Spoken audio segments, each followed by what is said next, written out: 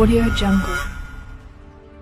నాలుగేళ్ల క్రితం టీడీపీ నాయకుడు పట్టాభి నా గురించి అసభ్యంగా మాట్లాడారు. నాటి వ్యాఖ్యలపై రాష్ట్ర వ్యాప్తంగా నిరసనలు జరిగాయి. కొంతమంది టీడీపీ ఆఫీస్ దగ్గర ధర్నా చేశారు. టీడీపీ వాళ్ళే మా పార్టీ కార్యకర్తలపై దాడి చేసి మాపై కేసులు పెట్టారు. వైసీపీ మాజీ ఎంపీ నందిగాం సురేష్ కేసుపై వైఎస్ జగన్ కీలక వ్యాఖ్యలు చేశారు. ఆ రోజు ఏం జరిగింది? పట్టాభి అనే వ్యక్తి ఆ రోజు తెలుగుదేశం పార్టీ కార్యాలయంలో తెలుగుదేశం పార్టీ అధికార ప్రతినిధి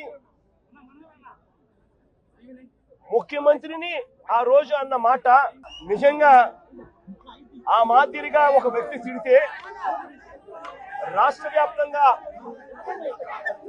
ఆ ముఖ్యమంత్రిని ప్రేమించే వాళ్ళు ఎవరైనా చెబితేనే వాళ్ళు వచ్చి చేస్తారా?